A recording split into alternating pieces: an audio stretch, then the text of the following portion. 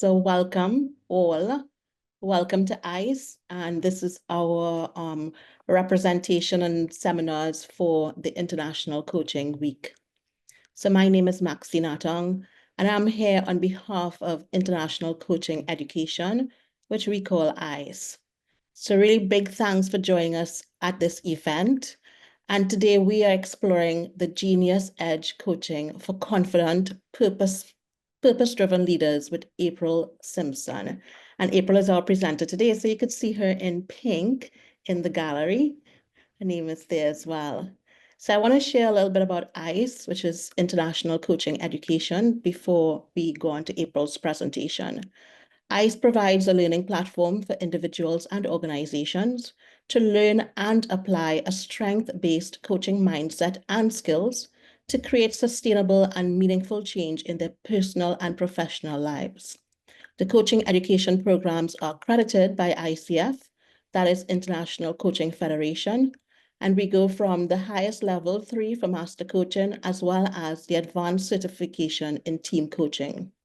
Anyone who registers on a coaching education program becomes a lifetime member of the ICE community and gets access to continuous education and to collaborate in events like April and I are doing today.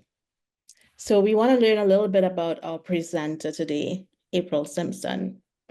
So April is a transformational coach, genius activation guide, and co-creator of Your Aura at Work. She helps professionals align with their natural strengths using tools like human design, Clifton Strengths, and the Genius Report. With an MBA, ICF coaching credentials, and 15 plus years in leadership development, April brings a warm, insightful approach to personal growth and professional evolution. Her work empowers clients to stop overcompensating and start leading with clarity, confidence, and purpose. So after reading that, I'm sure you're very excited to hear from April. So before we go on to April, I just want to cover a few important points with you. We want to honor and celebrate your time here with us today. So at the end of this, if you stay with us until the end, we'll be offering you 2 promotions. One promotion from April and another from the ICE community as well. So I've just put in the chat function a form that will allow you to access this offer, or these offers, I should say. So you can click on it now and just take 1 minute to sort of prepare to answer it. It's really quick and simple. Your name, your email address, and 2 quick questions. We want to make sure that, of course, you can fill out the form so that if you want to access the promotions, it will be sent to you. So thanks a lot for participating in this promotion. And just a note, you could put yourselves on mute and feel free, of course, when April says that you could put stuff into the chat as April presents. And there will be a Q&A session. So of course you could write down your questions and April will happily engage with you. So that's it for me. I'll come back on after the end to offer the ICE promotion, and I am happy to hand over to April. Thank you, April. Thank you, Maxine. I'm so excited to be here today with you all, and I see some familiar faces that I know and some faces that are new to me. So welcome and thank you. I'm excited to be presenting for International Coaching Week.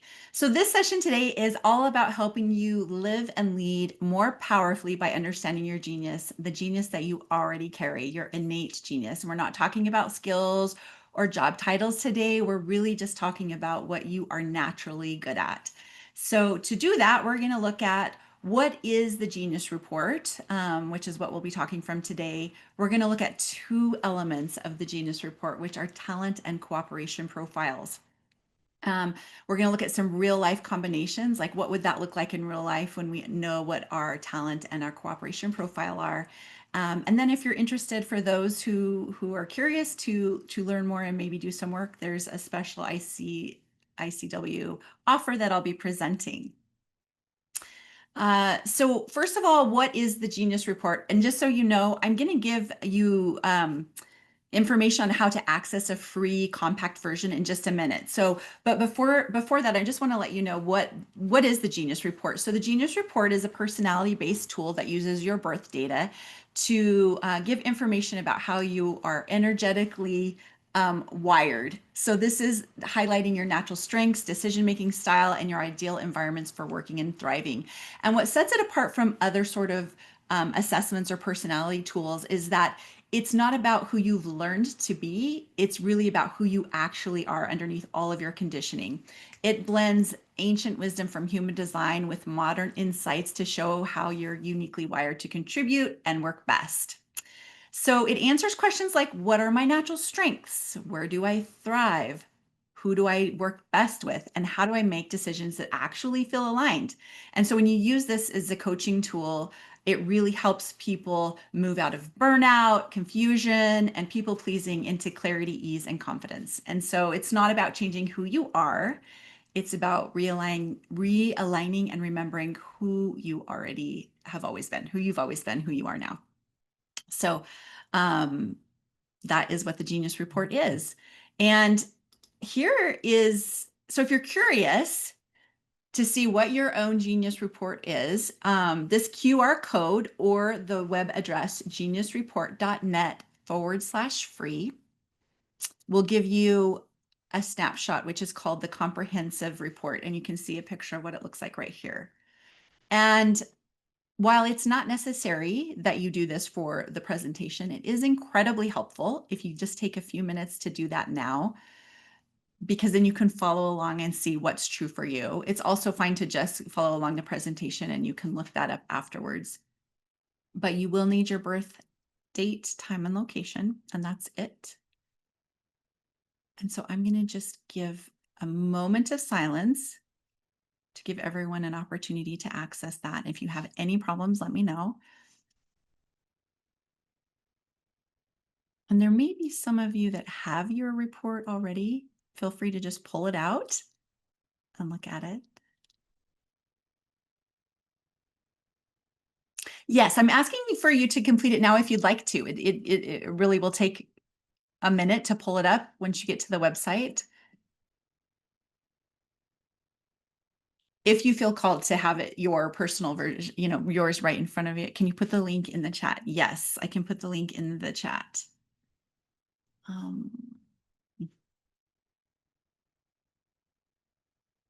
Maybe.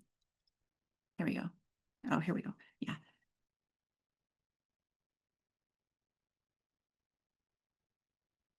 Oh, thank you, Ilona.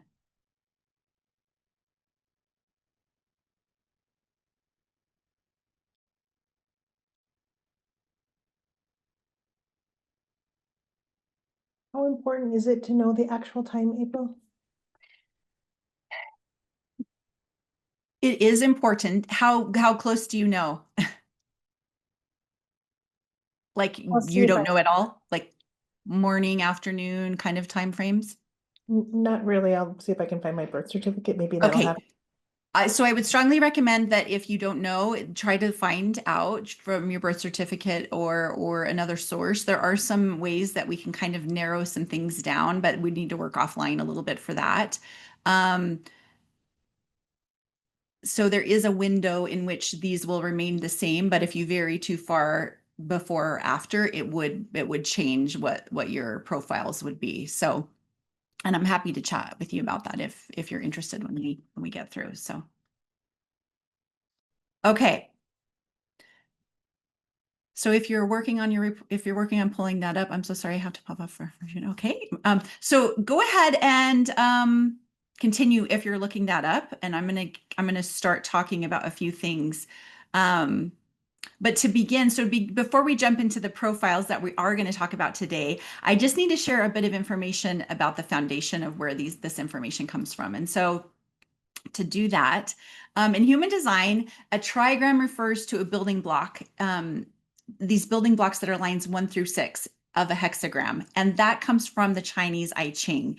So you don't need to know any of that, but what we're going to be talking about are these 6 lines. So each of the hexagram is made up of 6 lines, and they're grouped into 2 sections, this lower trigram and the upper trigram. And why is that important? It's just the way that the human design uses these trigrams to help explain the energetic nature and development themes of the lines. So the lower trigram is more about a personal focus, and it really represents the foundational experimental aspects of life. And so I'm just going to talk through these briefly, just so you get a sense of them. So first, we start with line 1, which is the confident or the investigator. This is the person, this energy of this line is, I need to feel secure by understanding how things work. So they are all about researching, studying, going deep. They build the strong foundation that everything's going to like go on afterwards. Line 2, this is all about the natural or the selective. These people are often good at things that they didn't even train for, and they don't even know how it works. These are naturally gifted people in specific areas, and they really need a bit of alone time to restore clarity and energy. They're focused on refinement and application. So these people really like things to be very good, like they're almost perfectionists often. And then you've got this line 3, which is the experienced or the experimenter. I learn by trying, failing, and figuring out as I go. These people are all about learning by doing. And so in some aspects, there's no failure. They just learn and then implement their learnings. Trial and error through learning. They're highly adaptable, resilient, they're great at fixing and improving systems. Again, all of these energies of these 3 lines are really focused in person, inside. It's like looking at, how do I grow and get better? What am I here to learn? How do I experiment, etc. And then we go to the upper trigram, which is called the upper trigram, which are lines 4, 5, and 6. And these are all about the transpersonal process. So these are about the relationships. These are about interacting with others. And it represents externalization and influence on others. So the line 4, again, we're building from the bottom up. Line 4 is all about the networker or the influential. These are people that would say, like, my relationships open the doors to everything. They build connection through trust. They're deeply relational. They find success through community connection. And they love a warm, supportive environment to thrive. And then we go to the line 5. The line 5 is wise. They're often called the problem solvers. These people look to them for solutions even when they're not asked. So these are people who everyone goes to say, like, how do I do this? Or what do you think about this? And they're just seen as a leader, a fixer. Then we've got line 6, which is the very top. It's often called the role model or exemplary energy. This is like, I'm here to guide others once I've lived, learned, and integrated. So they go through this process of learning, integrating, and then they just kind of become this role model or setting the example for others. So that is not that you need to have anything memorized there. I'm just kind of going through the basic understanding of where these lines come from in human design. So with that, let's go ahead and look at the talent profile. So for those of you who have your report available, we're looking at this area right here in the green square that's called My Talent Profile. And basically the bar graph shows how strongly each of the 6 talent lines shows up for you. And so the longest bar is going to be your dominant talent. So you'll see this is actually my report here. And you'll see that my bar graph goes all the way to the right for transformation value base. And so that is what my talent is, transformation profile. My talent profile is transformation. And so depending on which is longer for you, that is your dominant, and that's what we'll be focusing on today. But what does the talent profile tell us? The talent profile tells us how you naturally create value, your natural flow when you're in contribution. It's not about a job or a skill. Again, it's deeper than that. It's like how you're wired to contribute value naturally. And so each of these lines are going to show value in a different way. And so we're going to walk through each one of them. So let's start with line 1. So the first line, talent profile, is analysis. And these are these are research focused. So these are your investigators. They thrive on research, structure, understanding the why. These are people who are going to gather all of the information and start looking at it. These are people who, yeah, so these are researchers. These are researchers. They are going to lay the foundation solidly for what's to come afterwards.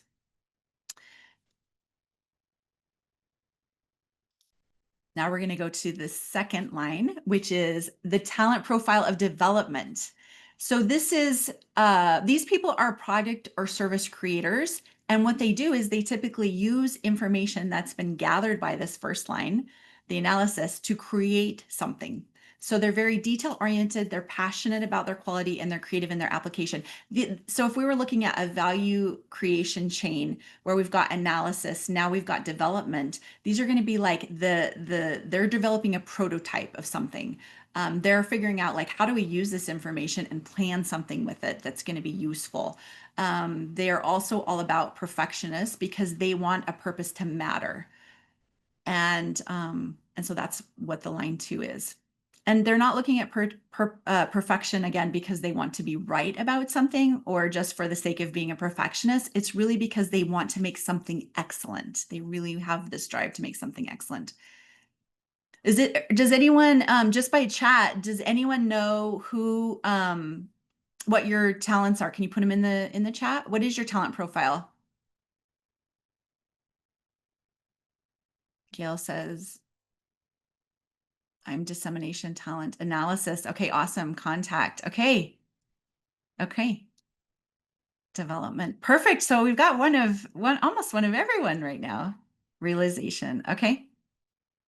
Development. Very good. All right. So next we have 3. Line 3, which is realization or action oriented. So line 3s are the implementers in the talent. They often get things done often by trial and error, but these people are like, okay, so now we have this really great prototype. Like, let's figure out what we're going to do with it.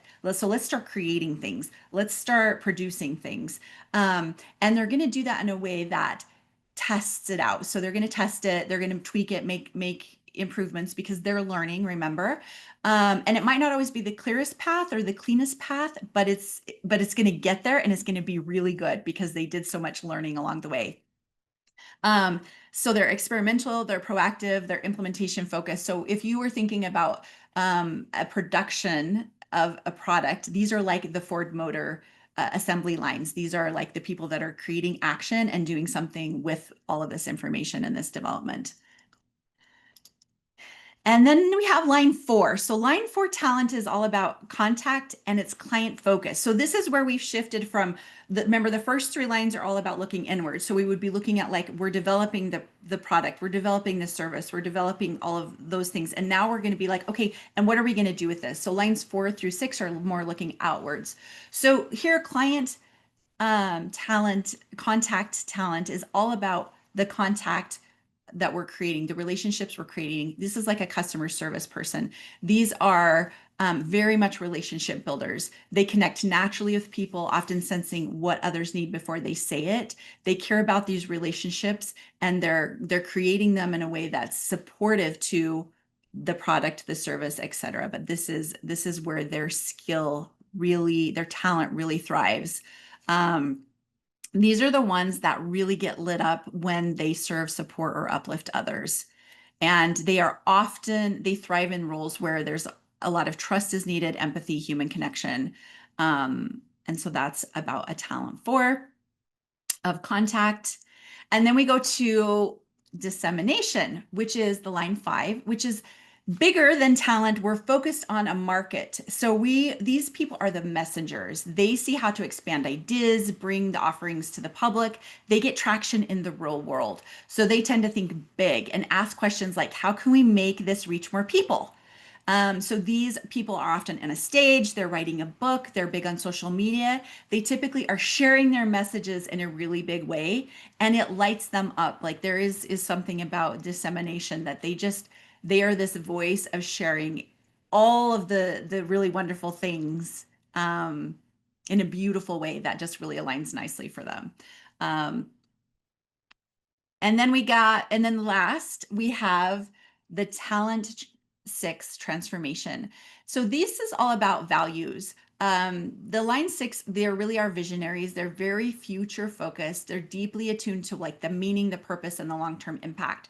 So these are the people that can they're often sort of outside the value chain of creation because like everything's created.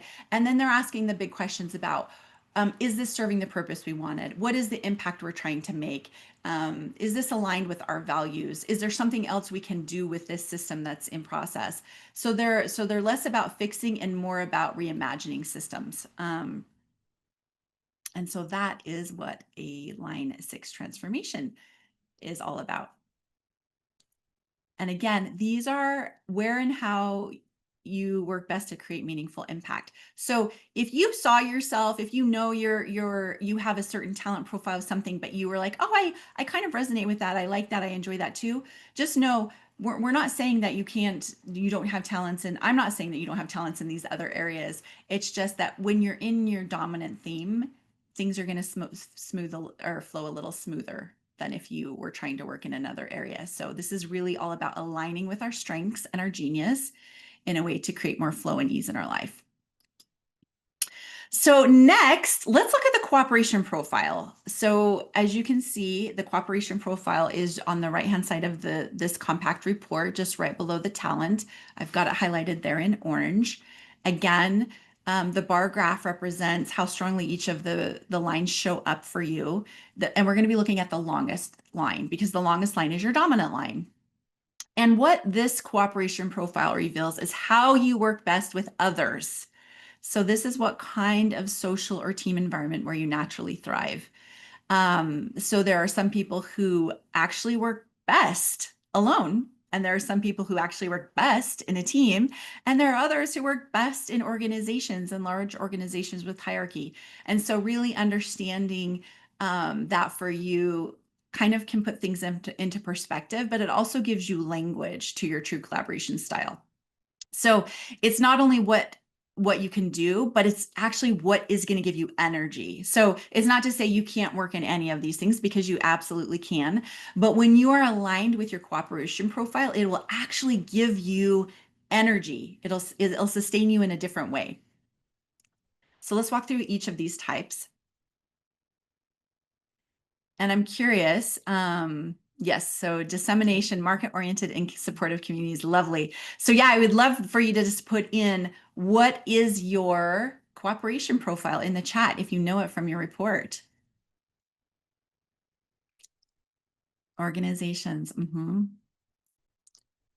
communities, networks, yep, situationally flexible. So we've got a couple communities, yeah, networks, okay. Communities, organizations, very good. You probably have, Diane, because you put 2, you probably have communities as your dominant, and then you're very close behind with your organizations. Yeah, so that's great. So there's probably a way that you resonate really, really well with both of those. So that's great. So let's talk about the first one, autonomous and independent. These people actually thrive when they're working alone. They prefer ownership. They prefer their own timeline. They are motivated from within, and they work better alone rather than in a team or with everyone else. They don't need micromanaging, and when someone is able to give them trust, clarity, and autonomy, they thrive. They thrive. Let's look at the second line here, which is partnership with another. So these individuals do really well. Again, this is what type of social or team environment helps me do my best work when they're working one-on-one with another collaborator. So this could be a creative partner, a project buddy, or a sounding board. They do their best work when they can bounce ideas, share ownership, and build trust. They're less group oriented, but they're super powerful in pairs. And it doesn't mean that they have to do all of their work with the same pair. Their one-on-one collaboration might be with different people in different parts of their life, but they are a great co-pilot. But they can get lost in a crowd, and they might also get lost when they're trying to go at it alone. So that's really where their superpower is. And then we've got line 3, which is in supportive communities. So The style is the mutual trust builder. These are your community builders. You probably all know people in your life who are like, they're a natural community builder. They probably have a cooperation profile of a line 3 for supportive communities. They love group energy, they love mutual support, and they love shared values. So the communities are often very tight knit, almost familial like groups of people that share values and work really closely together.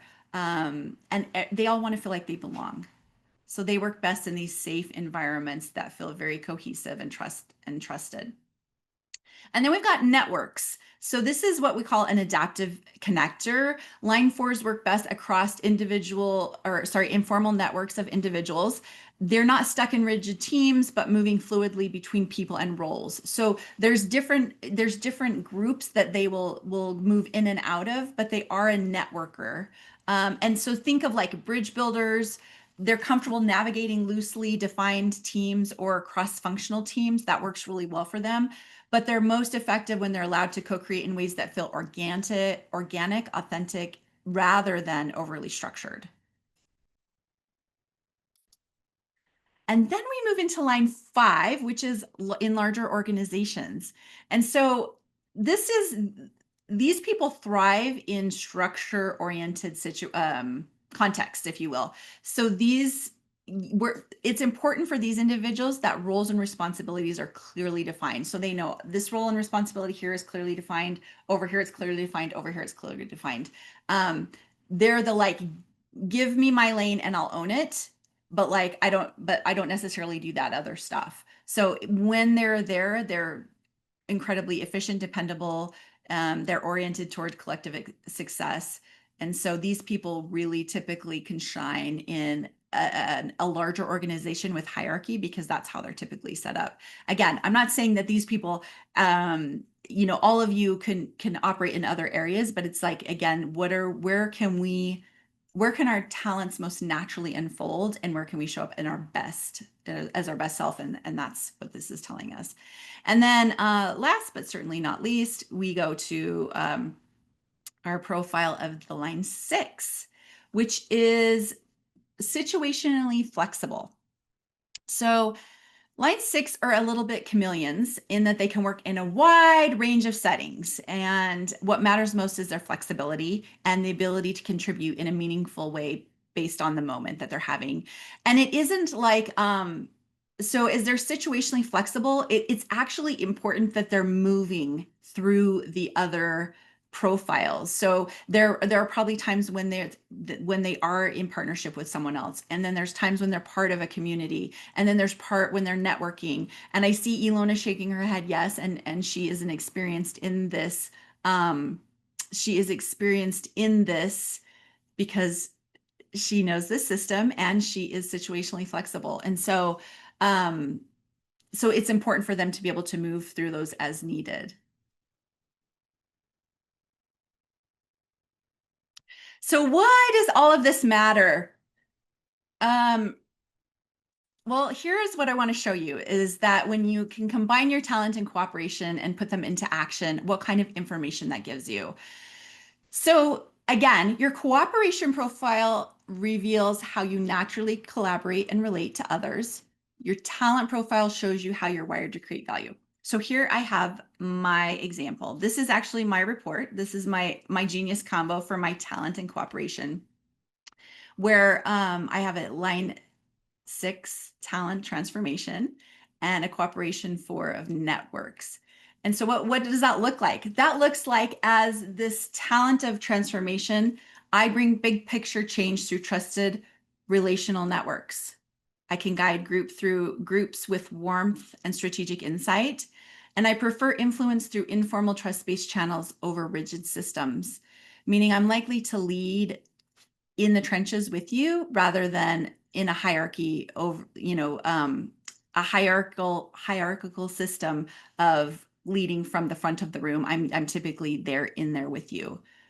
And so that's just for me, that's my combo. So if your combo happens to match that there could be some similarities in there. And of course, because the system is very, very nuanced, it was going to show up different person to person because this is an energy blueprint that is unique to every individual.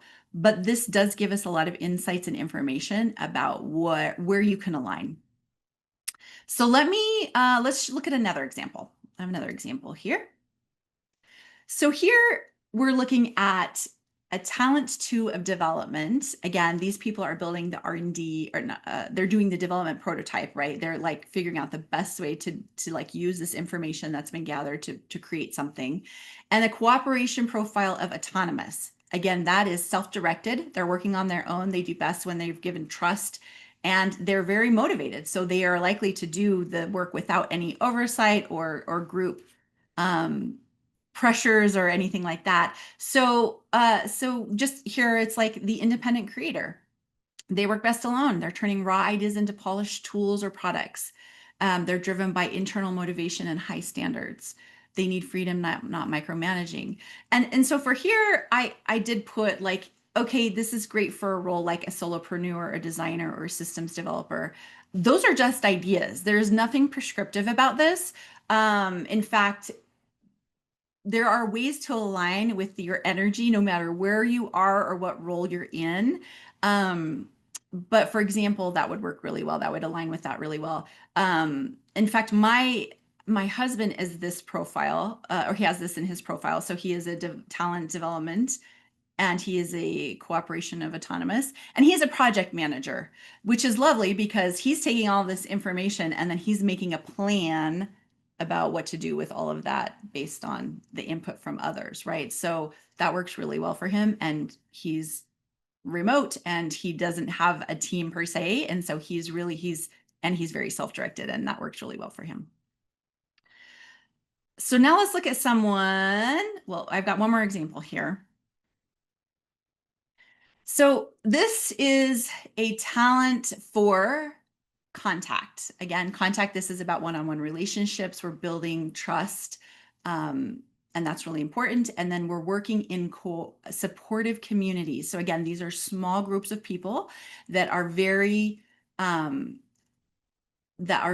close. They feel like almost like family, and there's a lot of shared values. So this is listed here as the relational guide. These people create safe, warm environments and thrive in roles where connection and presence matter. These people could be ideal for like a coaching, an HR professional, healers, therapists, anywhere working in spaces where people need to feel seen and supported. And I could argue that everyone everywhere needs to feel seen and supported, some more than others. And again, if you're a coach and you're looking at this and you're like, hey, well, that's not my talent and that's not my cooperation. Again, these are not prescriptive. This is just saying that your natural talents would align really well to that. And there are others too that would. But again, this person's power is going to come from how they make people feel. And so just to give some perspective about how those two things work together when we're talking about the talent and the cooperation, and what information we can glean from there.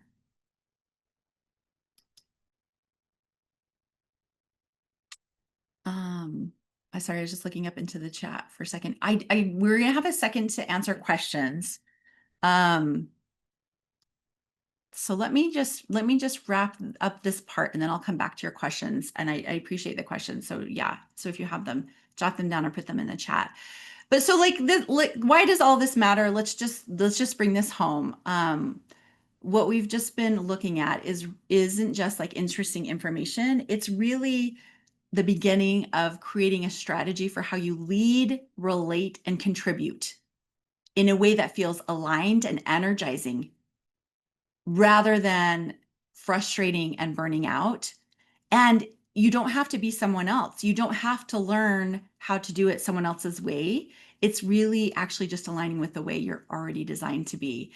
And when we know our genius profile, when we know our genius, so there's, again, a lot of elements to the Genius Report. We're looking at just 2 of them, but already with these 2 for our talent and our cooperation, we get clarity. So like we finally understand why certain roles energize us and others might drain us. So you might think about, when have you been in a role? When have you been doing work before that you've actually felt drained? Or when you've been in a certain work environment, did it feel draining versus some other experience that you've had.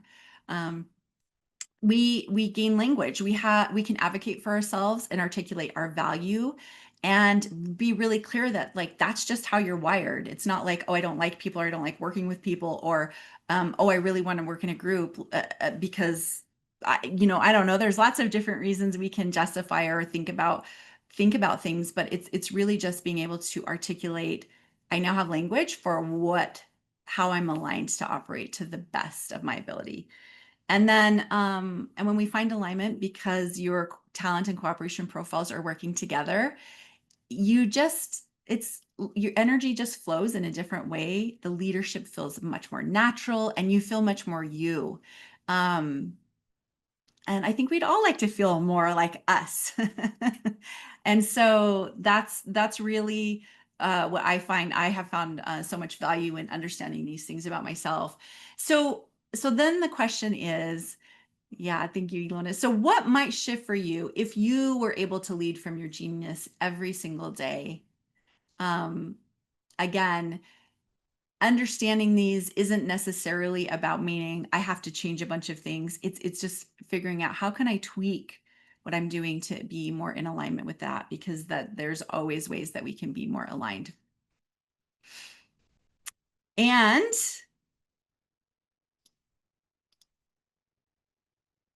I rushed through that so quickly, you guys. I apologize, but you might get out of here a little bit early. We'll have some time for questions.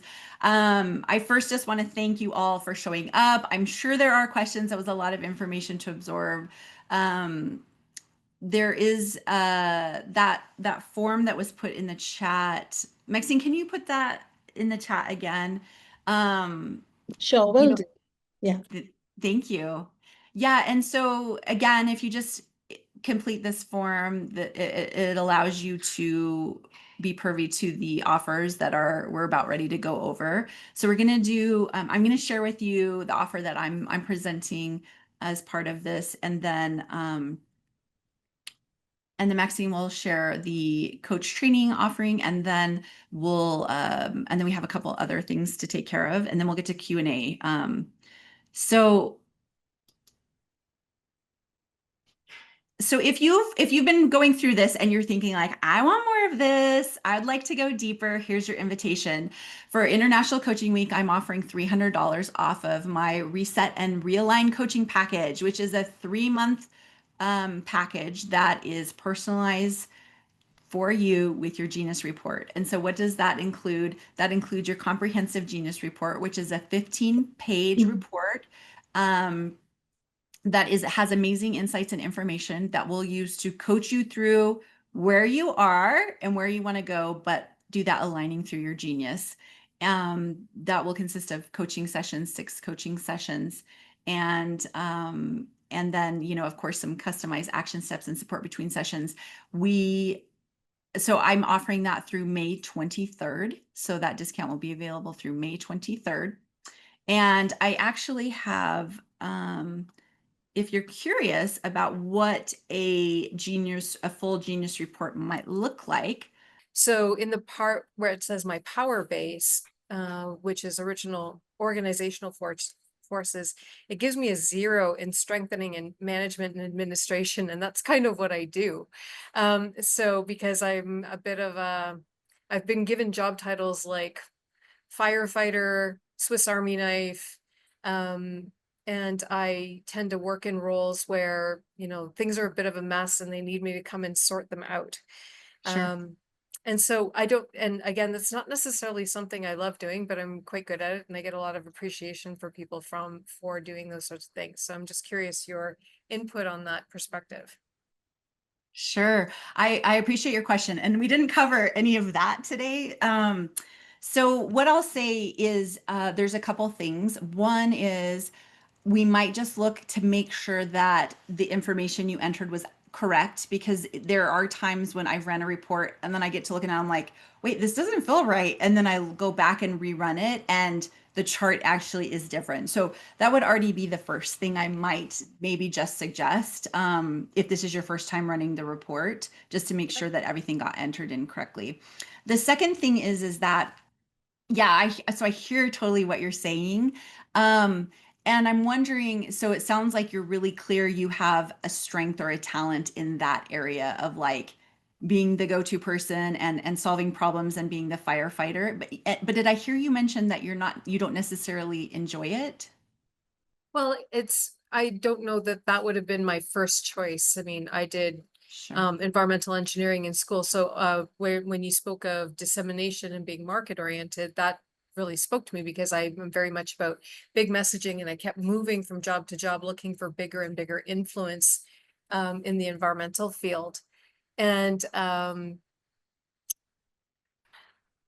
yeah, and so Yeah. but I end up doing a lot of that fixing stuff, and I can do it quickly and it's satisfying. Let's call it that. It's not joyful, but at least it's like It's everything's nice satisfying. and tidy and it's all cleaned up and everybody's happy and Yeah. we're good.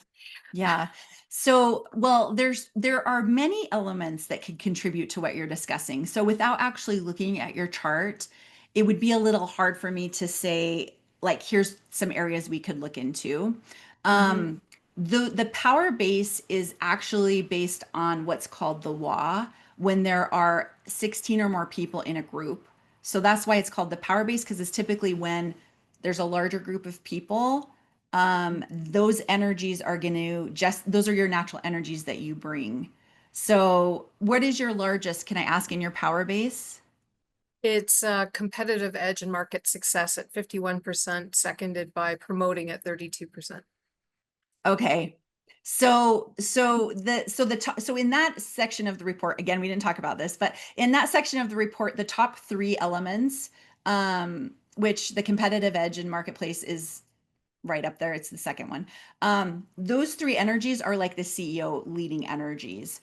Depending on what's activated in your chart, they might be like highly visible in the organization, or sort of like you're leading from behind the scenes, if you will. Whereas the bottom three energies are more like the supportive energies for the CEO. So it sounds like you do have a lot of that leading CEO energy. It might just not be exactly where you're used to seeing it, but a lot of that competitive edge and market success is about really being able to negotiate Mm.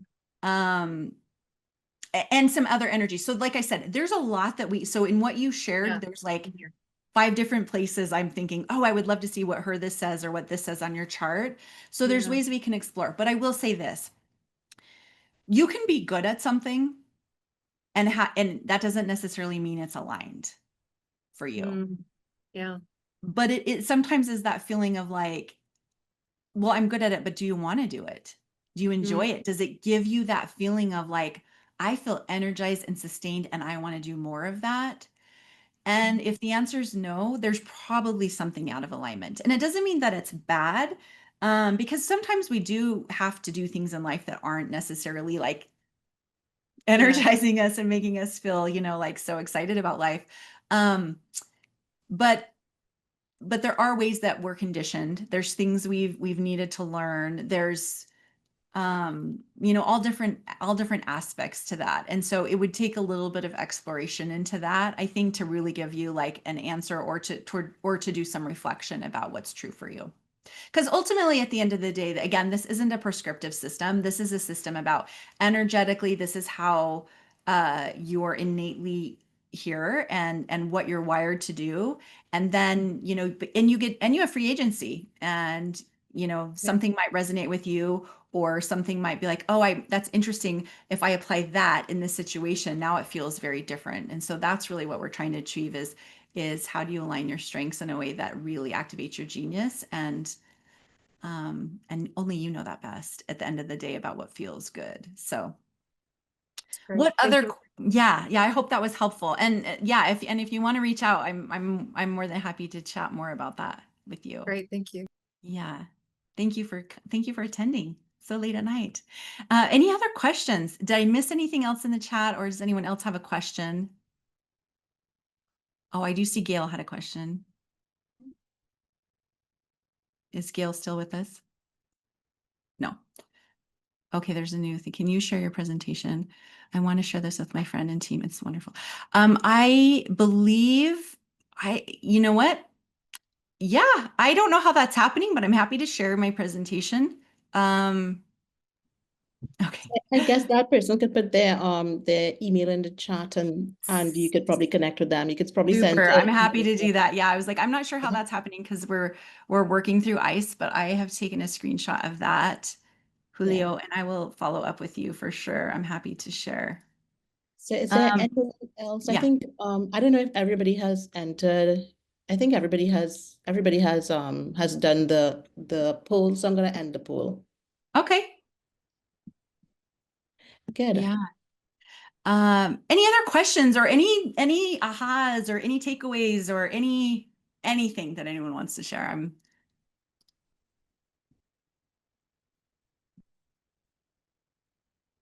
Well, I'll jump in. Thank you, Diane. Um, since it's been a while since I did this, and to look at it with fresh eyes after retirement last June and then into some new work right now, it's very enlightening because I've always known that my super strength was in the analysis development of programming that's useful to somebody else and working in community. So some of the work I've done post-retirement, it's just right up that alley. And it's like, oh, well, isn't that kind of cool? And we didn't have my exact birth time, so it feels pretty close. Mhm. Excellent. I love that. I love that. I love that validation when you're like you're energized and you're excited and then you're like, "Ah, this is why. This feels really great." That's fantastic. Thank you for sharing that, Diane. Yes, Victoria. Yeah, what goes through my mind is actually whether, Diane did it quite late or reflection is late. What if you do it? I've quickly done it for my children, as we were speaking, and kind of thinking about, you were saying this is what you are and not what you've become, kind of. I mean, Yes. what goes through my mind, how can you fuel it? If you know this is what you are in a way, how can you fuel the strengths from the very early age so that you don't have this disconnect, I suppose, right? So that you are being Yes. maybe paid for something which is not really your natural strengths. So I don't know, April, what your thoughts on it, but this is what crossed my mind. I love your question, Victoria, and it actually it makes me think of a story that I often share when I talk about how I got into the Genius Report because it's based on human design, and I learned of human design back in 2011, and it came into my life when my youngest child, I I was like, I do not know how to parent this kid. He was so different from my first child, and I was like, what is wrong? I don't know. And what I learned is he's a different energy type than the rest of our family. And it was this huge light bulb because when I learned about what he needs as a projector versus a generator, I was like, oh, he's not all these things that I thought he was. He just needs these different energies, these different nurtures. He needs more alone time. He needs to be recognized. Like there's just these different ways. And so I was actually so grateful that it came into my life at that time because I stopped forcing him to try to be something he wasn't. And now, does that mean that I'm not conditioning them in ways that is probably not going to be helpful as adults? No, I think that's part of growing up. We get conditioning from everyone and everything. And but I look at their genius. So, and what I love about the Genius Report is, let me just say, is I stumbled onto the Genius Report almost by accident. And what I loved about it is it just felt very accessible. Like the language just felt very clean. It felt very applicable, and it's designed to be more business oriented. So when I saw that, I was like, this is amazing because I feel like the human design system can help so many people align their energy in a way that feels much more natural and fluid and effortless. And I have all the charts of my family up, and I use my kids' charts all the time. So we look at them, and they actually both have the same talent profile. So it's really interesting. And I think about those things almost every day. Like when we're talking about things, I'm like, oh yeah, this and oh yeah, that. So I do think there's a beautiful way that learning that about your children can help influence the ways in which you're sort of steering them or guiding them or leading them. Again, what's going to feel true for them is important. But yeah, no, so I love your question, and it's the thing that actually brought me to this system of work is how do I do this thing with this kid? And then I'm like, oh wait, if I were forcing him to act like a generator, it would actually be very detrimental to his health and his well-being and his self-esteem probably too. So that's any thoughts about any of that, Victoria, and what I No, shared? thank you. I can recognize it very, very easily. Yeah, thank you. Yeah, my pleasure. My pleasure. Anything else? Thank you, April. Yes, thank you so much for joining. I appreciate the questions. I appreciate the participation, and I hope you enjoyed it. I see it's very powerful tools for CEOs in special, because they need to know him and how integrate with the other peoples. And Yes. I look, it's very easy, very clearly tools. Congratulations. Yeah. Thank you. Thank you so much. Yes, I will send you a copy of the presentation, Julio. So, all right. Thank you. Great. So we really want to just celebrate April. So we could give her some reactions. I'll go first. Thank you so much, April, for that really insightful thought, and just really link it to who we are as part of human design. So thank you very much, our participants as well. You'll be hearing from us from ICE. We'll be sending you some information on how to link with April as well. So thank you very much for taking your time with us today. And for those of you who are up late, I hope you get a good night's rest. So thanks all. Thank you, everyone. Take care.